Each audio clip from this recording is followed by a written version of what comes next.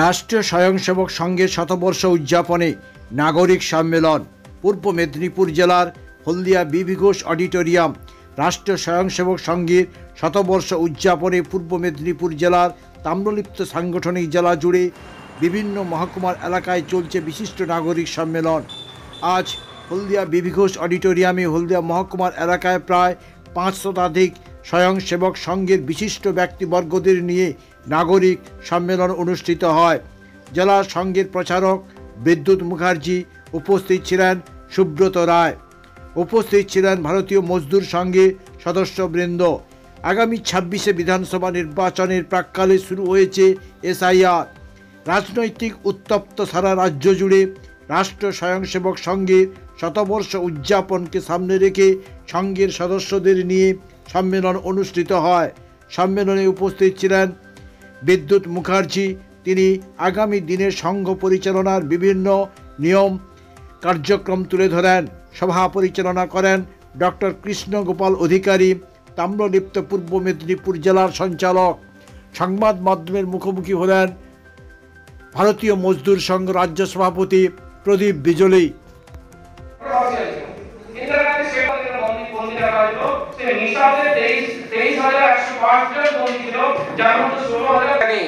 সেখানকার মহাজন ছিলেন সাথে।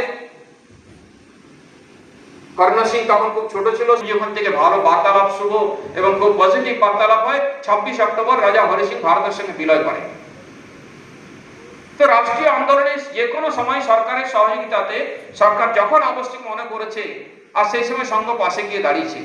কখনো মহাত্মা গান্ধী সুরক্ষার জন্য আর প্রোটেকশনের ব্যবস্থা করেছে, কখনো যুদ্ধ যখন হয়েছে, চীন আক্রমণ হয়েছে 1962-এ, তখন সংঘের স্বয়ংসেবকরা দিল্লি ট্রাফিক নিয়ন্ত্রণ থেকে শুরু করে সেনাদের জন্য আর বিভিন্ন রকমের সুবিধা দিয়েছে। যার জন্য 1963-তে বিরোধী জওহরলাল নেহরু যে সংঘকে পছন্দ করতো না, সংঘের এই সেবা কাজ দেখে 1963 26 জানুয়ারি প্যারেডে আর তাদেরকে প্যারেডে অংশগ্রহণ করার জন্য অফিসিয়ালি আমন্ত্রণ দিয়েছিল।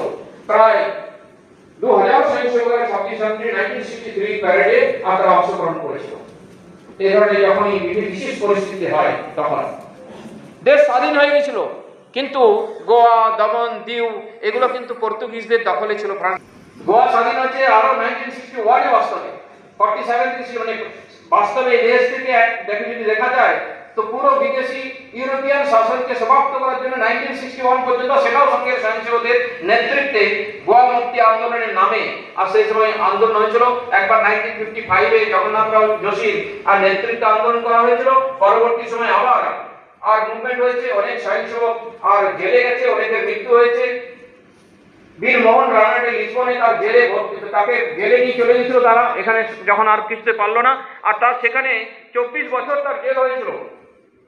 স্বয়ংসেবক পর্তুগিজদের হাত থেকে 18 ডিসেম্বর 1961-এ অতর্কিত আক্রমণের কারণে ইউরোপীয় উপনিবেশের সমাপ্ত সংঘের স্বয়ংসেবকদের কারণে হয়েছে গোয়া আর এসকে। আর এই কথা আমি বলছি না। 19 ডিসেম্বর যদি দেখেন সিলভাসার নাগরিকদের মুক্তির যে রজত জয়ন্তী পালন হয়, সেখানে সংঘের স্বয়ংসেবকদের বিশেষ করে অভিনন্দিত করা হয় সরকারের মাধ্যমে। কংগ্রেস সরকার ছিল, তার কারণ রাজনৈতিক দল চাই। 1948-এর সংঘের জন্য পার্লামেন্টে গিয়েছিল না।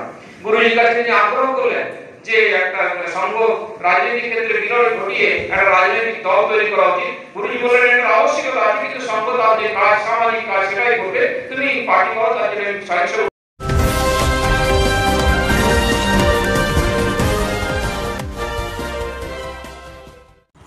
অ্যাকচুয়ালি বিশিষ্ট নাগরিক সম্মেলন রাষ্ট্রীয় স্বয়ংসেবক সংঘের শতবর্ষ পূর্তি উদযাপন উপলক্ষে এই আজকে আমাদের হলদিয়ায় বিশিষ্ট জনেদের নিয়ে একটি নাগরিক সভা সম্মেলন হচ্ছে।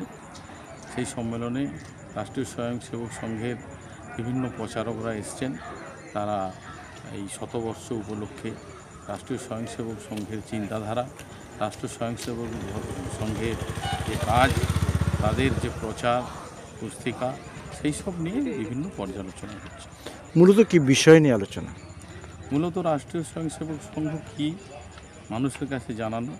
রাষ্ট্রীয় স্বয়ংসেবক যে একটি হিন্দুদের সংগঠন, সেই সংগঠনকে আরও শক্তিশালী করার জন্য, সেই সংগঠনের আরও শ্রীবৃদ্ধি করার জন্য শতবর্ষ উপলক্ষে এইটা রাষ্ট্রীয় স্বয়ংসেবক সংঘের একটি বিশেষ উদ্যোগ। সামনে 26-এর নির্বাচনকে কেন্দ্র করে কি এই কর্মসূচি? না, অ্যাকচুয়ালি সেটা বলা ঠিক নয়, কারণ রাষ্ট্রীয় স্বয়ংসেবক সংঘ তাদের শতবর্ষ পূর্তি উদযাপন নিয়েই তারা এই প্রচার পুস্তিকা চলছে। আমাদের এরকম সারা বছর ধরেই রাষ্ট্রীয় স্বয়ংসেবক সংঘের এটা চলবে, যে 26-এর প্রচারের জন্য তা নয়, এটা শতবর্ষেরই প্রোগ্রাম। এটা কি জেলা ভিত্তিক হচ্ছে না মহকুমা ভিত্তিক? না, এগুলো প্রতিটা মহকুমা ভিত্তিক, জেলা ভিত্তিক সব রকমভাবেই চলছে। নামটা জানিস? আমার নাম প্রদীপ বিজলি, আমি রাষ্ট্রীয় স্বয়ংসেবক সংঘের একজন স্বয়ংসেবক। কেক আর পেস্ট্রিতে জিবে জল সপারি, ওয়াও আশাতে লাজবাব নিউ বিদ্যুৎ বেকারি, টিপটপ টিফিনে और हैप्पी पार्टी নিউ বিদ্যুৎ বেকারি, মানডে টু সানডে ছোট বড় সবার পছন্দ একটাই, নিউ বিদ্যুৎ বেকারি প্রতিদিন চাই চাই, না না না না না। নিউ বিদ্যুৎ বেকারি, রাজলক্ষ্মী জুয়েলারি ওয়ার্কস, রাজলক্ষ্মীর মধুদার মধুর মতো ব্যবহার। দুর্গা চক, বাসন্তী ভবন, দুর্গা মন্দিরের পাশে, সুপারমার্কেটের বিপরীতে, হলদিয়া।